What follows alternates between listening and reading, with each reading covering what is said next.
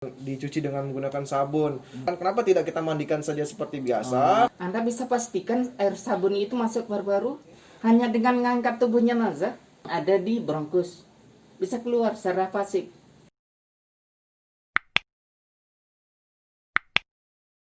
Let's talk anything hot and tasty. Assalamualaikum warahmatullahi wabarakatuh. Selamat sore teman-teman semuanya. Pada sore hari ini afternoon tea time kedatangan teman ngeteh bareng nih yang cukup fenomenal di dunia kesehatan, terutama di pakar hukum kesehatan berserta di bagian forensik ya. Karena kita melihat banyak sekali masyarakat beberapa hari terakhir ini dihebohkan oleh kasus-kasus di mana adanya pembawa pulangan paksa jenazah yang terindikasi PDP bahkan positif COVID. Kemudian hal ini juga menjadikan sangat meresahkan masyarakat lain, sehingga mungkin kita butuh pencerahan apakah benar sih tindakan-tindakan tersebut yang kita lakukan. Kemudian apa sih saran-saran dari pakar kita kali ini. Pada sore hari ini kita sudah kedatangan tamu ngeteh kita, yaitu Dr. Arfi Syamsun, SPKF, yaitu kedokteran forensik. Bisa sapa teman-teman semua duduk di sini. Assalamualaikum warahmatullahi wabarakatuh. Waalaikumsalam. Teman-teman sekalian, Dr. Yos, ya terima kasih saya sudah diajak join ya, gabung untuk sharing bersama Dr. Yos dan teman-teman sekalian. Ya mungkin memperkenalkan diri ya, Dr. Yos. Benar. Saya Dr. Arfi. Saya ini dokter forensik sudah 10 tahun, Dr. Yos ya. Mungkin saya ini dokter forensik paling bego ya, paling bodoh se Indonesia gitu ya. Saya ini sangat bangga dengan kebegoan saya gitu. Saya ingat kata senior saya waktu ospek dulu ya, guru saya juga bilang, kalau kamu menjadi seorang pembelajar itu harus siap dibilang bego gitu kan. Bego atau bodoh itu artinya kita akan semakin memacu diri kita untuk belajar gitu kan. Benar banget, Dok. Nah, dari puncak pembelajaran itu selalu muncul satu kesadaran bahwa kita memang nggak tahu apa-apa. Jadi setelah kita semakin belajar, kita baru tahu bahwa kita ini nggak tahu apa-apa. Jadi akhirnya saya merasa bangga dengan kualitas kebegoan saya. Makanya saya bisa mendeklar bahwa saya ini dokter forensik paling bego.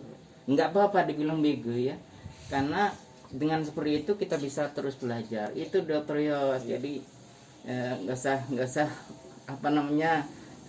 malu baper kalau kita dibilang bego. Karena mungkin untuk teman-teman semua mungkin jangan sampai cepat berpuas diri, Dok ya, terus mengembangkan, mengeksplor diri terus untuk supaya kita bisa lebih baik lagi kepada masyarakat. Nah, pas itu. Siap, Dok. Terima kasih. Jadi sarannya dari Dr. Arfi buat teman-teman semua, jangan sampai tetap cepat berpuas diri. Oke, balik lagi ke kasus kita ini, Dok, yang masyarakat kita melihat bahwa banyak sekali pemberitaan yang di media-media sosial juga, baik itu di media cetak maupun media massa, telah banyak terjadi tidak hanya di Nusa Tenggara Barat tetapi banyak di wilayah Indonesia lainnya, misalnya di Sumatera, kemudian di daerah Sulawesi. Banyak sekali terjadi hal-hal yang mungkin memicu kepanikan massal dari masyarakat yang keluarganya terindikasi COVID, Dok. Nah, jadi menurut pandangan dokter, sebaiknya bagaimana menyikapi hal tersebut, Dok, untuk misalnya keluarga kita yang misalnya keluarga kita terkena COVID, kita menyikapinya bagaimana, Dok, misalnya setelah kita dapatkan berita seperti itu, Dok? Iya, COVID ini kan sudah kita jalani itu kan sudah sekitar 4 bulan ya, Dr. Yos. Sudah sekitar 4 bulan. Kemunculannya di sekitar Februari di daerah kita, dan di Indonesia secara umum itu kan sekitar Februari. Di awal-awal itu kita mengenal bahwa penyakit ini penyakit yang sangat berbahaya. Kenapa demikian? Karena memang terbukti di tempatnya pertama kali muncul di Wuhan, dari beberapa referensi yang kita baca, artikel yang kita baca, angka kematiannya tinggi gitu kan. Itu menunjukkan bahwa tidak bisa kita meremehkan ini barang gitu kan. Maka kemudian kami membaca protokolnya WHO, protokolnya Palang Merah Internasional, protokolnya Kemenkes yang sudah direvisi sampai 3 kali terakhir itu menunjukkan bahwa si COVID ini bukan sesuatu barang yang diremehkan, bisa kita remehkan. Oleh karena itu karena virulensinya tinggi di luar negeri, ya kita belum punya data saat itu.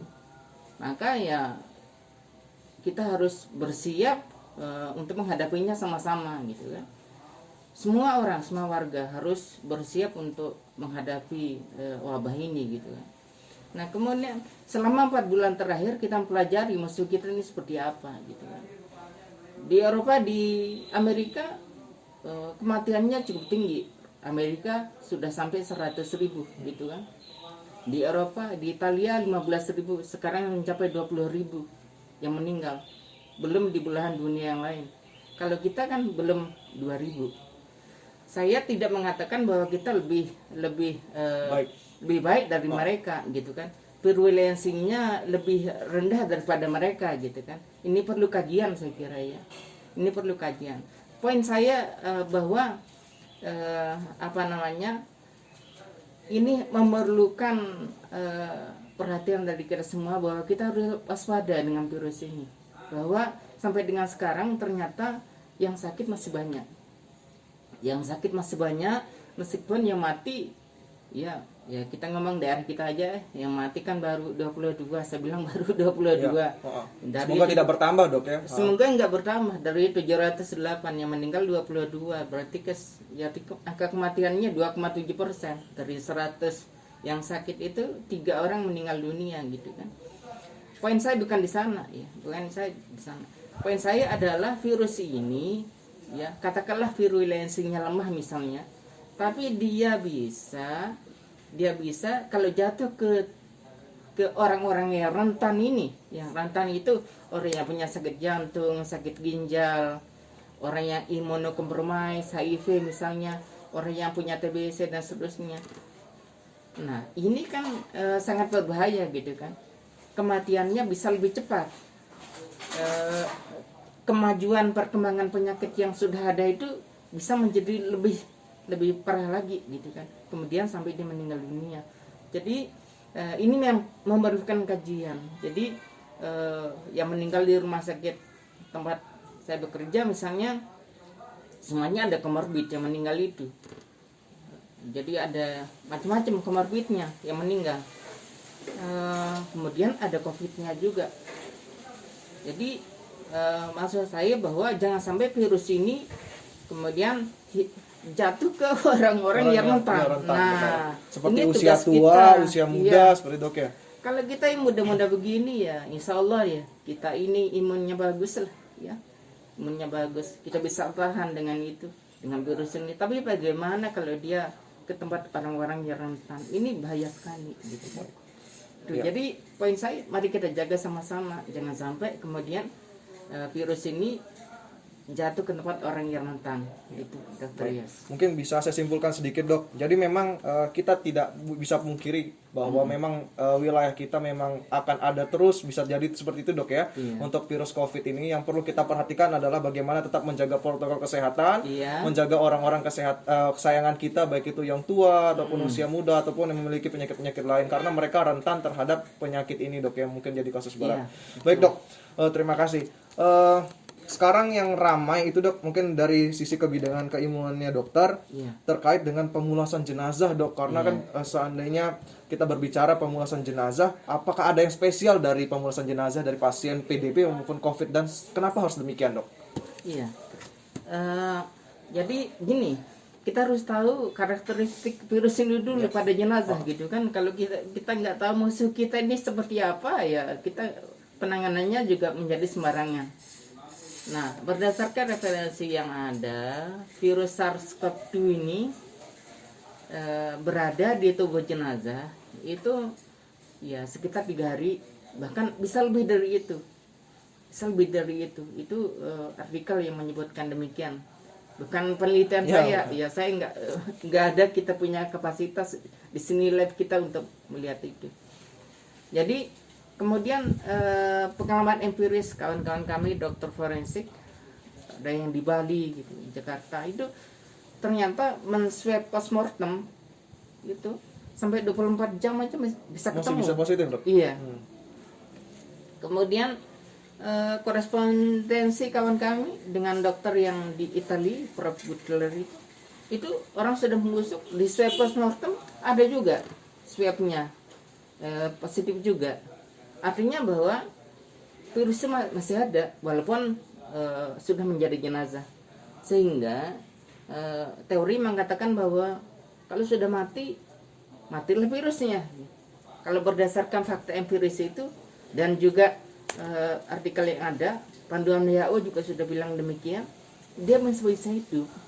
Nah, soalnya gini dok, karena Nah, dia saya masih potong hidup, dok. iya. Banyak anggapan opini-opini di luar sana yang beredar bahwa virus ini membutuhkan inang hidup dok. Jadi kalau Iya. inangnya mati, ya otomatis virusnya mati. Lalu kenapa kok dispesialkan Ya, untuk utama pasien itu COVID juga ini, dok? ilmu yang saya dapatkan waktu 20 tahun lalu belajar kedokteran, bahwa memang yang namanya virus membutuhkan sel inang, namanya obligat intraseluler, kan begitu ya Benar, dokter ya. Tapi ini spesial. Buktinya kalau dia sudah meninggal 24 jam, di swab dia positif, kan begitu ya dok. Berarti kan dia belum mati tuh, belum mati, berarti kan virusnya masih ada gitu kan. Nah karena dia masih ada, maka kita harus memperlakukannya dengan waspada gitu maksud saya dokter Yos. Karena dia masih ada pada jenazah, maka perlakuannya juga harus waspada gitu. Terlepas dari virulensi loh ya. Iya ya. Saya ngomong virulensi, nanti ada yang protes, ini bukan kapasitasnya untuk bicara virulensi. Ini orang mikrobiologi yang ngomong harusnya ya. Saya cuma bilang pada jenazah ini masih hidup nih barang gitu kan. Masih hidup nih barang. Karena dia masih hidup dan memori kita ini sudah mengatakan ini berbahaya, penularannya cepat. Maka tugas dokter forensik dan tim itu adalah memastikan virus ini kita bungkus, kita kerangkeng. Kalau ada harimau mengamuk, ya kita tangkap dia, kita kerangkeng.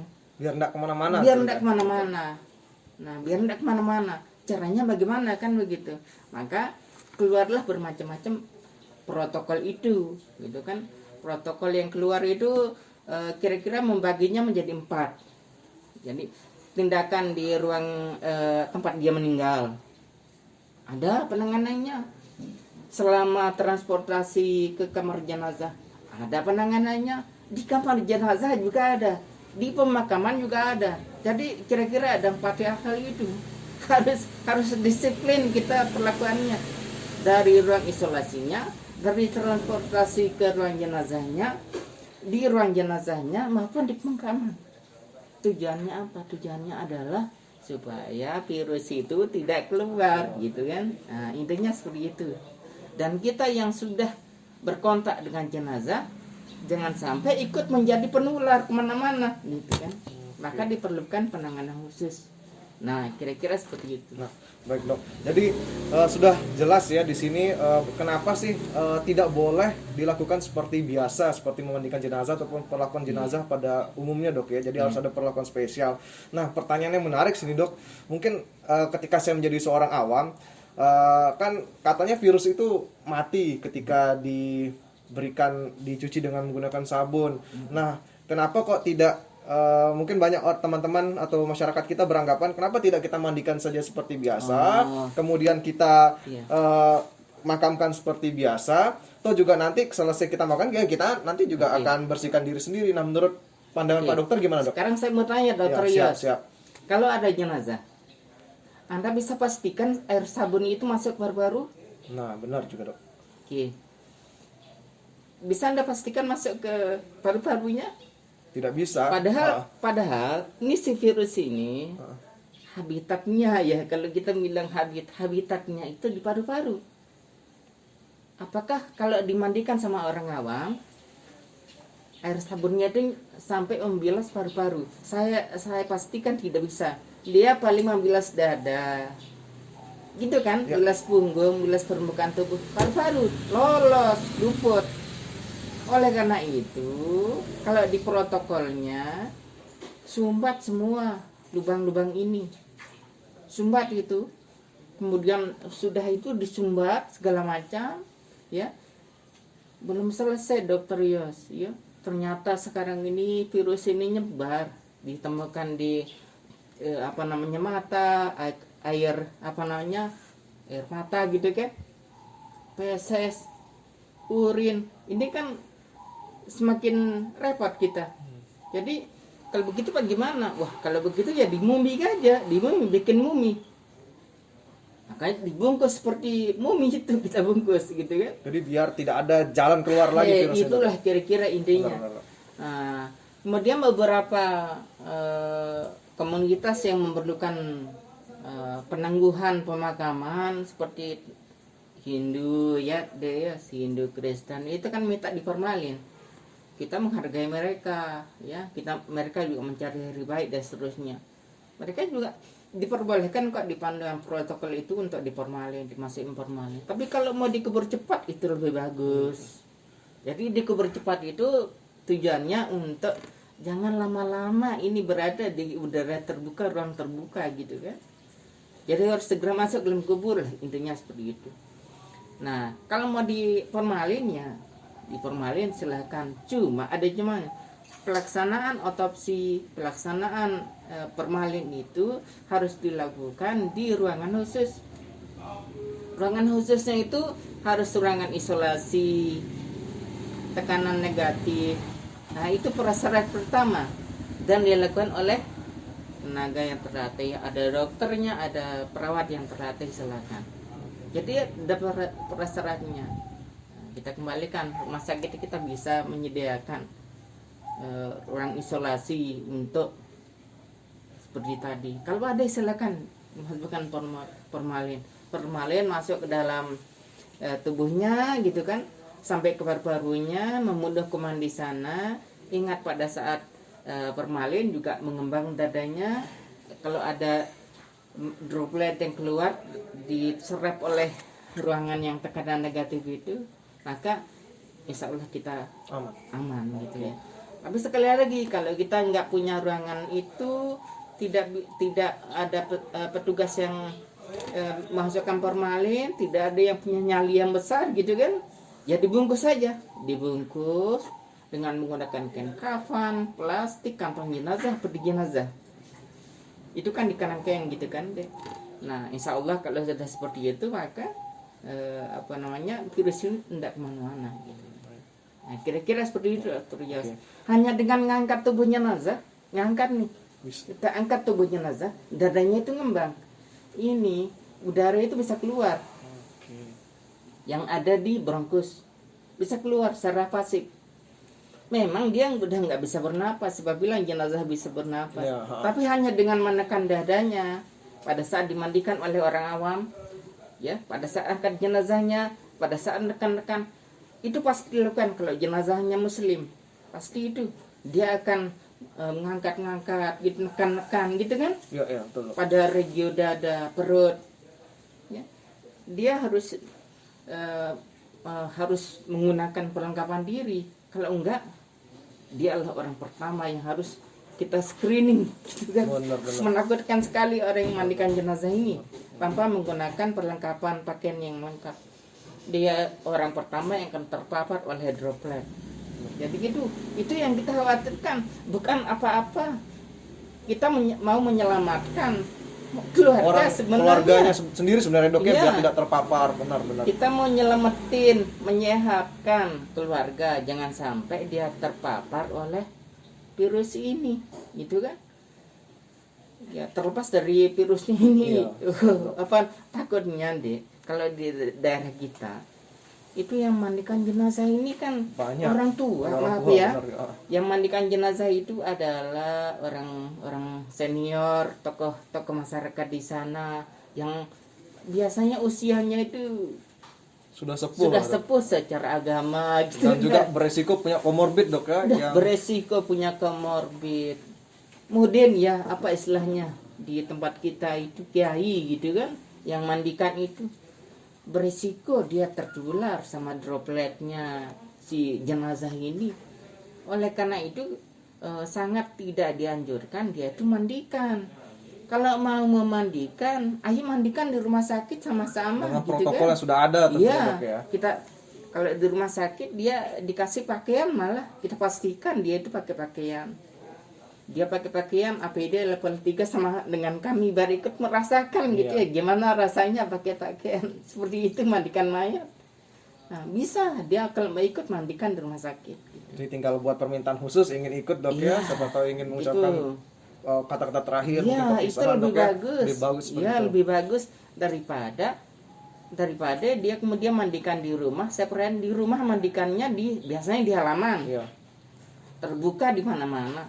Kalau misalnya dia ngangkat tubuh jenazah, neken-neken rongga-rongga, droplet keluar, terbawa udara kemana-mana, yang melayar duduk di sana-sana, itu kan berpotensi untuk kena. Benar, Dok. Gitu ya.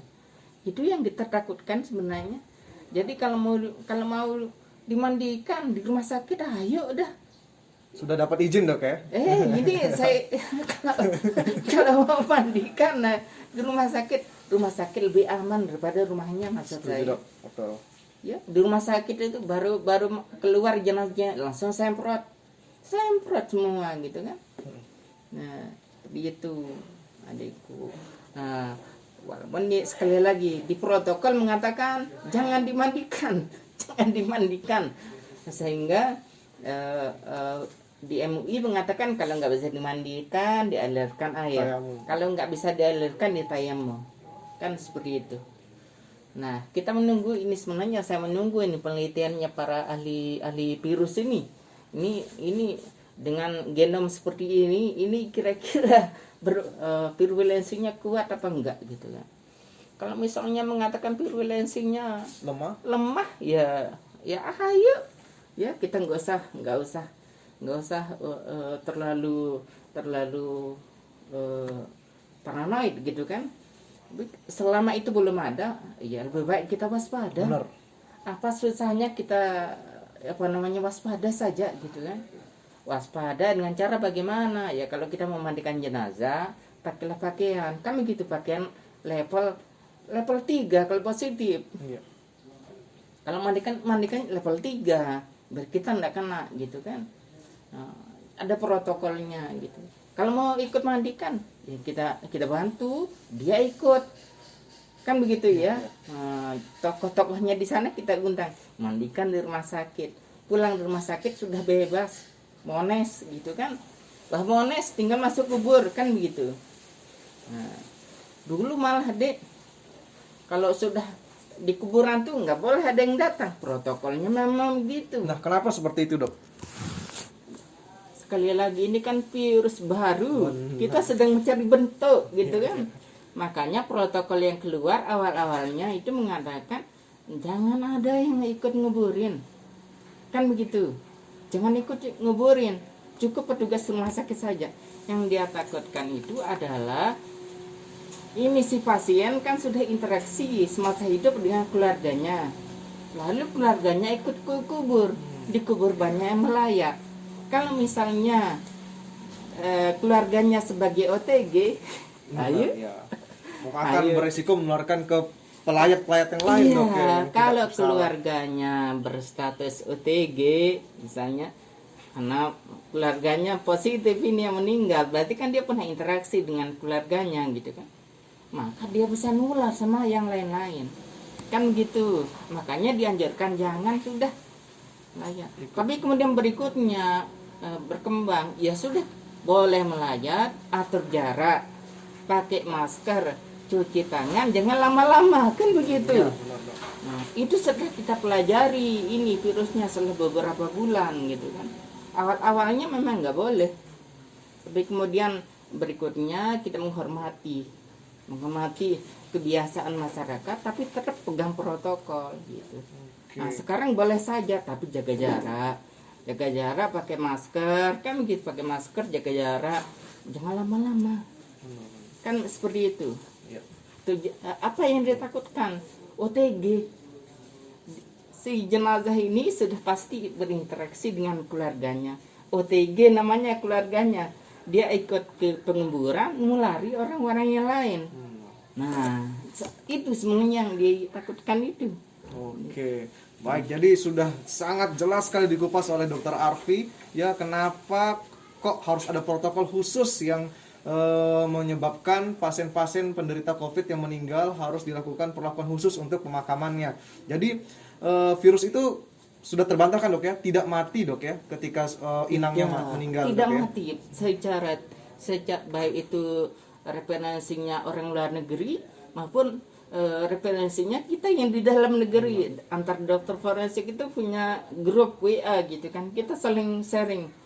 Kita saling, oh saya dapat pasien positif ini, walaupun tidak secara gamblang kita ceritakan, tapi cuma mengatakan bahwa postmortem sampai 24 jam yang pernah diperiksa di daerah kita, negara kita positif, di luar negeri membusuk swab positif. Nah jadi sekali lagi ini kan akan terus diteliti virus ini juga terus bermutasi gitu ya, bermutasi. Mudah-mudahan virus ini mutasinya ke arah yang lemah, lebih baik, lebih apa ya dok ya, lebih tidak jahat lah dok ya, kan begitu tidak Dok, ya. membunuh. Benar-benar. Dulu Harapan kita guru-guru semua. kita itu ngajarkan mengenai virus RNA itu kan, wah virus ini gampang untuk mutasi. Dia lihat lingkungan, beradaptasi dia. Nah mudah-mudahan dia bermutasi ke strain yang lemah dan sesuai dengan kebudayaan lokal kita dok ya, jadi lebih lebih baik lah atau lebih tidak berbahaya seperti dok ya. Baik, jadi sekalian juga menjawab pertanyaan kita semua. Banyak juga kan yang kan sudah meninggal kan, kalau sudah meninggal tidak bisa bernafas, tidak bisa dikeluarkan virusnya. Jadi sudah terbantahkan di sini ya bahwa tindakan-tindakan sekecil apapun yang dilakukan terhadap pasien yang sudah meninggal atau jenazah yang sudah meninggal terkonfirmasi kasus positif COVID, baik kita mengangkat atau memandikan, bisa sedikit saja mengeluarkan virus tersebut dari pernapasannya dok ya, dari lubang-lubang lain lah seperti itu. Baik, sudah jelas seperti itu ya teman-teman. Jadi tidak ada hal yang menyebabkan atau menyembunyikan, tidak ada lagi istilah-istilah pasien itu disembunyikan untuk diteliti ya dok ya, tidak ada dok ya. Jadi hal-hal begitu yang beredar di masyarakat kita, jadi didiamkan untuk dipura-pura misalnya negatif COVID, kemudian dia harus di-COVID-kan seperti itu dok, itu yang beredar di masyarakat kita. Jadi tidak ada hal seperti itu dok ya. Jadi murni kami ini di rumah sakit menjalankan protokol gitu kan. Protokolnya itu kan sudah ada dari paling atas tuh WHO, kemudian Kemenkes, Kementerian Kesehatan, lalu kita turunkan jadi SOP rumah sakit kita. Itu kan tidak boleh bertabrakan. Nah, dalam hal protokol itu tidak seluruhnya kita bisa laksanakan, ada namanya mengkondisikan, tetapi tidak melepaskan esensinya. Esensinya itu apa? Jadi contoh misalnya dia bilang di protokol jangan diawetkan. Orang Bali butuh hari untuk dikuburkan, makanya diawetkan. Jangan dikremasi, bunyi protokol. Beberapa tempat butuh kremasi, abunya diambil gitu kan. Itu harus kita kondisikan gitu kan. Orang Islam jangan dimandikan. Ya, kita menghormati juga. Kita menghormati, bagaimana caranya? Kalau memang harus dimandikan, mereka kita undang, mereka kita ajak gitu loh. Tapi dengan pakaian level 3 dilakukan di rumah sakit, jangan sembarangan gitu kan. Nah, kemudian ini bersyukur kita bekerja di rumah sakit yang punya alat PCR dan TCM sekaligus. Karena orang meninggal 2 jam kemudian keluar hasilnya, dia negatif atau positif. Jadi bisa tahu dok ya, bagaimana kita perlakuan jenazah selanjutnya. Kalau negatif, pulangkan ke keluarganya. Kalau positif, kita yang pemakamannya. Itu untungnya kita. Tapi kan tidak semua rumah sakit di Indonesia seberuntung kita, dek. Soalnya mohon maaf, di semakin timur di Indonesia, seperti kita dulu dokter Yos, 1 minggu baru keluar hasilnya. Di awal kasus dok. Iya, bayangkan saja. Kalau masyarakat itu tidak kooperatif, bayangkan saja. Hasilnya baru seminggu kemudian. Makanya Pak Wali Kota kita laporkan, dia bilang, demi kewaspadaan, kita kuburkan sesuai dengan standar COVID. Di protokol juga demikian gitu. Nah, kalau sekarang, alhamdulillah 2 jam keluar hasilnya. Kalau negatif, serahkan sama keluarga. Kalau positif, kita yang makamkan. Untuk beberapa rumah sakit saja dok ya, karena Iya. kita tahu juga di rumah sakit di NTB kan banyak, tidak semua Iya, dapat fasilitas tidak seperti itu. semua. Hanya rumah sakit Iya. tempat kita bekerja, Dokter Yos. Ya, baik. Nah, baik. Jadi masyarakat sekalian yang melihat afternoon tea time kali ini, jadi kita sudah bisa sama-sama menjawab penasaran kita, pikiran kita terkait dengan pemulasan jenazah pasien COVID tersebut. Jadi untuk selanjutnya kita harapkan pada masyarakat sekalian, jika ada mungkin dari keluarga yang ingin ikut memandikan, tentunya harus izin dulu ke rumah sakit dan ikuti protokol kesehatan rumah sakit. Karena apa? Karena kita tidak ingin orang lain juga terkena imbasnya, dok ya. Iya. Jadi kita meminimalisirkan orang-orang yang berjatuhan untuk terkena dari COVID ini sendiri. Lebih baik kita waspada daripada nanti kita kebablasan mungkin seperti Iya. itu, dok ya. Baik, menarik sekali dokter tadi penjelasan terkait dengan pemulasan jenazah itu tadi. Sungguh sangat bisa memberikan pencerahan mungkin bagi saya sendiri maupun masyarakat yang menonton ini nantinya, dokter. Semoga tidak ada lagi persepsi-persepsi yang buruk. Nah, namun untuk pertanyaan selanjutnya, dokter, untuk masalah hukum ini, dokter. Seandainya masyarakat kita masih ingin membawa pulang paksa pasien PDP waktu terkonfirmasi COVID, kalau dilihat dari segi hukum itu bagaimana, dok? Mungkin bisa Iya. dijelaskan sedikit. Ya, ini memang agak hati-hati kita menjawab, Dokter Yos. Karena ini menyangkut ilmu sosial kan. Ada norma hukum, ada kebiasaan masyarakat di sana. Lebih susah saya jawab yang ini daripada yang tadi itu, karena yang tadi pertanyaannya seputar forensik gitu kan, jenazah seputar COVID dan jenazah gitu ya. Nah, kalau ini ilmu sosial gitu kan, mungkin banyak yang akan kontra, karena namanya suatu penafsiran hukum selalu ada yang pro, ada yang kontra. Oke, kalau ada yang pulang paksa bagaimana? Kita kembalikan ke aturan. Saat ini ada undang-undang karantina, undang-undang wabah gitu kan. Kemudian ada protokol, ada peraturan pemerintah di bawahnya, ada peraturan Menteri Kesehatan dalam bentuk regulasi protap penanganan COVID termasuk jenazah itu. Ada regulasi Kementerian Perhubungan, misalnya ada larangan membawa jenazah via laut, udara. Dari semua peraturan yang ada itu kira-kira semangat sama, yaitu kalau ada wabah di suatu tempat, jangan kemudian menyebarkan pada yang lain gitu. Jadi biar dilokalisir di sana gitu. Maka penguburannya harus di tempat dia meninggal dunia. Nah, kalau ada yang pula, karena sudah jelas aturannya, SOP-nya sudah jelas. Kalau ada yang pelanggaran terhadap SOP itu dalam bentuk pemaksaan, maka rumah sakit akan melaporkan kepada pihak penegak hukum, gitu kan.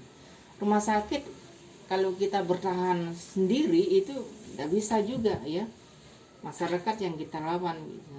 Jadi kita laporkan kepada penegak hukum, nanti mereka yang akan memberikan edukasi kepada masyarakat. Kalau edukasi, kita rumah sakit sudah edukasi, penegakan hukumnya ini loh, kan kami nggak bisa. Jadi harus ada backup ya, backup itu dari penegak hukum, dan itu yang sudah kita lakukan. Polisi tentara ada di belakang kami untuk membackup proses dari KIE sampai ke pemakaman gitu. Seperti itu, Dokter Yos. Baik, berarti Jadi mudah-mudahan jangan dibenturkan lagi lah. Iya. Saya sedih ya kalau kita dibenturkan ya antara dokter masyarakat. dengan keluarga gitu kan. Kasihan dokter didorong-dorong, pintu kamar jenazahnya didobrak, itu kan kasihan gitu kan. nanti kita kembalikan lagi ke pihak yang berwajib, karena memang sudah ada Iya. aturan dari pemerintah, undang-undang, dok ya. Iya, betul. Jadi kita- Aturannya sudah ada, tinggal eksekusinya ini. Jadi kan mudah-mudahan para penegak hukum yang diberikan kewenangan oleh negara untuk menegakkan hukumnya sudah ada gitu. Nah, namun berbicara kasus yang terjadi saat ini, dok, jadi kan masyarakat kita kadang tidak sabaran gitu, dok, Iya. untuk tiba-tiba ada seperti yang di daerah lain itu dia datang masuk secara paksa ke ruang jenazah membawa pulang tanpa Iya. ada. Itu bagaimana kita menyikapi seperti itu, dokter? Saya hanya ingin mengetuk satu hal, mengetuk hati dari Bapak Ibu sekalian bahwa ketika Anda membawa jenazah itu dan katakanlah jenazah itu positif, Dokter Yos, positif jenazah itu, maka di rumah Anda melakukan prosesi pemandian, prosesi pengkafanan seperti biasa. Bahkan sebelum proses pemandian disemayamkan dulu misalnya sampai berapa jam. ada yang mencium dan seterusnya. Itu adalah risiko yang harus dibayar, bahwa Anda punya potensi untuk tertular. Saya tidak mengkhawatirkan Anda yang muda-muda, tidak. Anda itu imunitasnya bagus, Sehat. tapi yang menjadi kekhawatiran saya adalah orang yang rentan. Siapa dia? Orang tua, orang yang punya penyakit, kan gitu. Ada yang punya sakit jantung, sakit ginjal, ya, sakit yang lain, banyak sekali penyakit itu. Kalau itu virus sampai ke tempat dia, terbukti bahwa orang yang punya penyakit komorbid, istilahnya, kena virus, penyakitnya semakin berkembang dengan cepat. Kenapa virus ini menyerang semua organ, bukan cuma paru? Virus ini tidak hanya menyerang paru, dia menyerang hati, dia menyerang otak, dia menyerang ginjal, bahkan menyerang kulit. Jadi banyak sekali yang dia serang. Ya, seperti katanya penyakit 1000 wajah, Dok. Ini memang virus pintar ini. Virus pintar, jadi dia bisa menyerang segala lini di organ tubuh kita. Yang rentan siapa? Orang tua sama orang-orang tadi yang dasarnya sudah punya penyakit. Itu loh yang bahaya. Bukan Anda yang muda-muda yang imunitasnya bagus gitu kan. Nah, kalau itu terjadi, apa sanggup Anda menanggung risiko itu?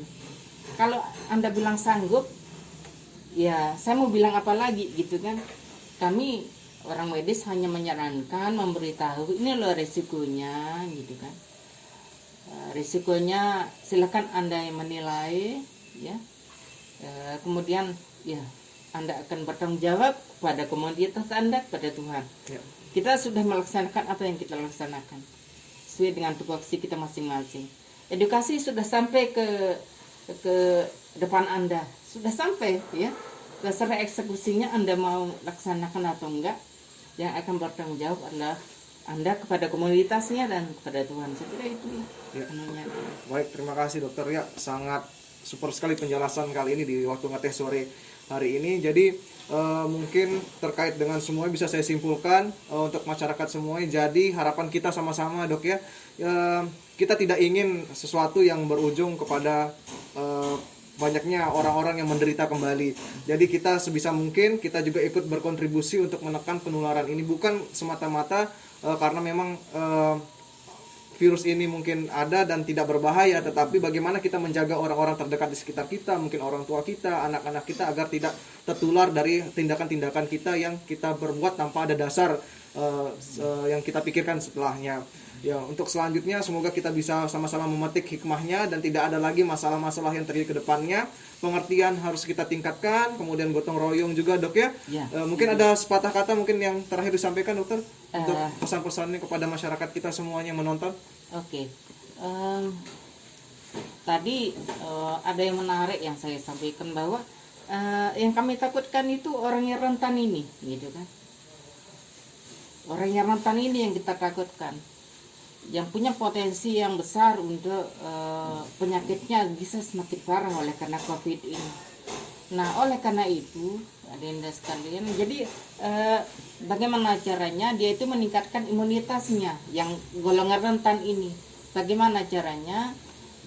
Bisa dengan konsumsi vitamin, ya, konsumsi vitamin, pola makan yang bagus, merawat penyakitnya, merawat penyakit yang sudah ada.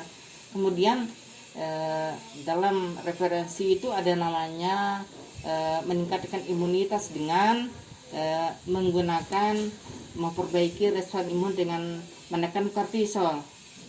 Menekan kortisol itu bagaimana caranya? Ya dengan bahagia. Jadi jangan disalahkan orang yang mengatakan gerakan bahagia, karena gerakan bahagia itu ada dasar ilmunya, ilmu psikoneuroimunologi. Jadi badai kortisol itu kemudian bisa ditekan dengan bahagia.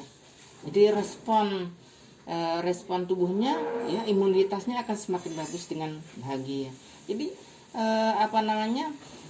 lakukan protokol kesehatan berikutnya, ya, lakukan protokol kesehatan, hidup seperti biasa gitu kan.